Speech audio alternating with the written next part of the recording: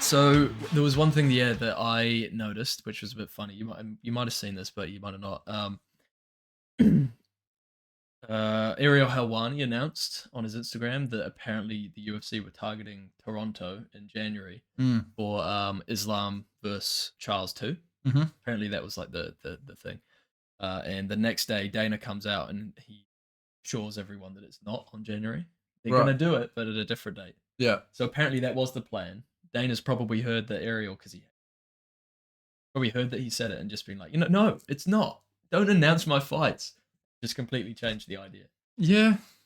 But because he also said that they're not going to headline that, are they? Yeah, I think he said they're not. That's not the date that they're going to be on. They Oh, are going to fight, right. but it's not going to be that date.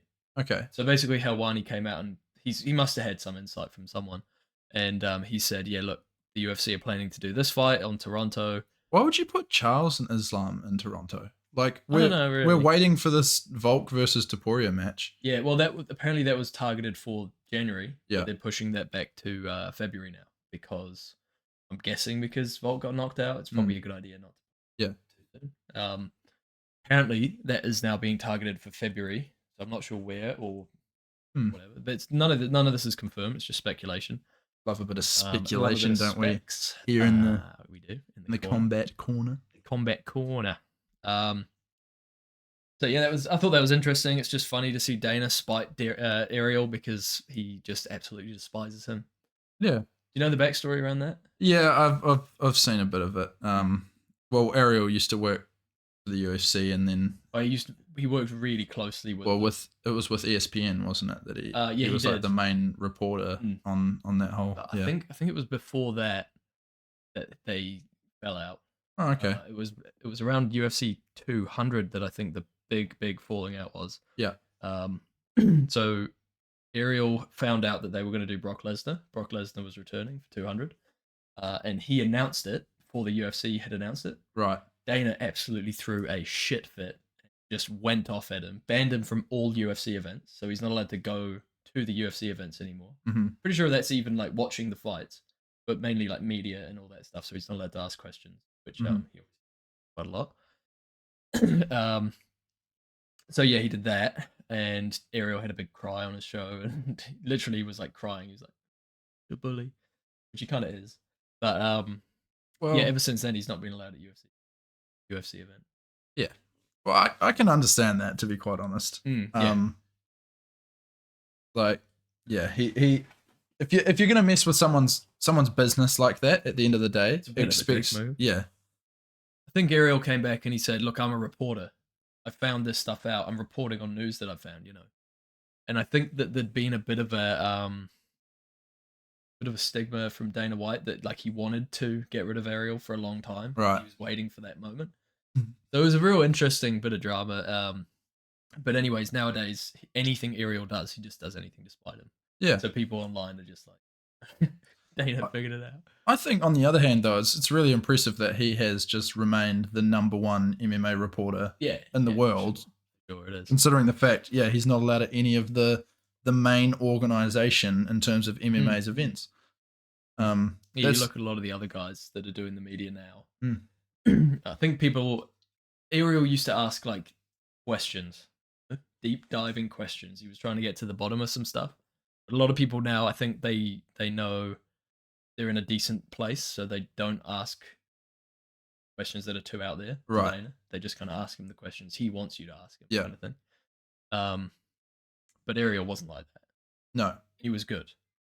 Shame that he's not allowed. Yeah, we do need someone in terms of one of these MMA journalists to kind of push the boat out a little bit more and kind of ask some hard hitting stuff.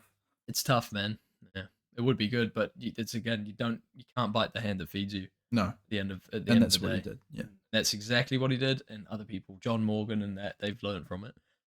And fair play, they're in a pretty good spot. If you're gonna piss like a puppy, get off the porch and let the big dogs eat. There you go. That's some advice for you, Ariel. Yeah, yeah. We love you, Ariel. Yeah, Ariel. Stop pissing on the porch, Stop mate. pissing on the porch, man. We love all the. Oh, well, I love most of the. Yeah, pretty good. There's some good content out There there. is some good content corner. Even more to content corner. Even more to come. What else have we got today? Well, bridging from that, another Ariel Helwani discussion. There was a big debate with Helwani and Chael Sonnen. Yeah, I saw a little bit of that. Pretty funny, eh? It wasn't too bad. I mean, I got pretty bored. I'm not gonna lie. Like those two going back and forth. It's like a couple of teenage girls sometimes. Like they're almost listening to each other, waiting for the other person to say something so they can pull them out on it. It's something. It is something. It really is something. It is like that though. You're What right. were they debating again? Like I watched the majority of the video, but I can't even remember what they were debating now. I think they were trying to debate. I think the basics are. Ariel basically kind of said from the very start that this Francis Ngannou move was fruitful. This is good. Okay, that's right. Yeah. But Chael obviously works for the UFC. He's got a good relationship with Dana. I think he kind of was trying to not shit on him, but so that he fumbled the bag. He was one of the people. Yeah, one of the many who took that stance. Yeah, and they just disagreed on that. And I think Ariel kind of thought Chael was being a bit of a suck up to Dana White because he's a company man and stuff, and obviously Ariel despises Dana because of what he did to him. So it all drags back to that. So that's kind of what they were arguing about, but they were just going in circles, just bickering for the point of bickering. Chael got really pissed at some points. You could tell Chael wanted to beat him. Yeah. Even imagine how easy that would be for him as well. And Chael's looking bulk now, I gotta say as well. He is. He's staring right down the eye of the camera still, and he's looking chonky. Yeah, he is. He's big, and he's like. Have you noticed? It was one of the comments on that video actually, and it was talking about Chael Sonnen's got the Donald Trump hand signals off to a T because he's always going like doing all the little. Yeah. He keeps his hands busy. He does. That's something that you and I struggle with a lot. In these... I do it quite a lot. I think you're more like chill than I am. I'm very fidgety though. Right. Yeah. I'll destroy the sides of my fingernails. Yeah. That's just some take home information about me. Yeah. I do the same, man. I try and do it you see how one of my hands is off camera and one of them's on. Crafty. Yeah. I don't have that luxury. No, you don't. I could maybe put one down here or something. That wouldn't look weird to anyone, would it? Yeah. Is this seating position okay for you guys? I think you look happy with this? You look beautiful. I know that, but I'm just wondering about the seating position. I know. What do you think about the hands as well? Yeah. You got any thoughts on our hands? Yeah. Can you rate my hands? About that. Anyways, so yeah, we kind of went over that. It's funny, man. I love watching debates. It's good entertainment. It is good entertainment. I just didn't have time for it with the fact, like I said, they sounded like a couple of teenage girls. Babies. And yeah, they were just bickering a lot of the time. They didn't get to no real points. I watched the whole thing and they didn't figure anything out at all. They just got more angry as time went on. Well, like we struggled just a second ago to remember what they were actually debating in the first place. Yeah, exactly. Anyway, moving on.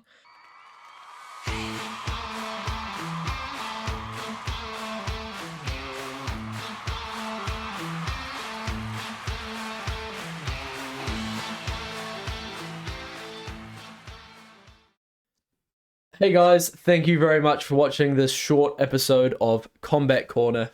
If you like what you see, we've got lots of long form content below and lots of other videos like this, so feel free to go along and check it out. We really appreciate all your support. Thanks again for watching. Thank you very much. Like, subscribe, comment, share it around. Have a good day. Peace.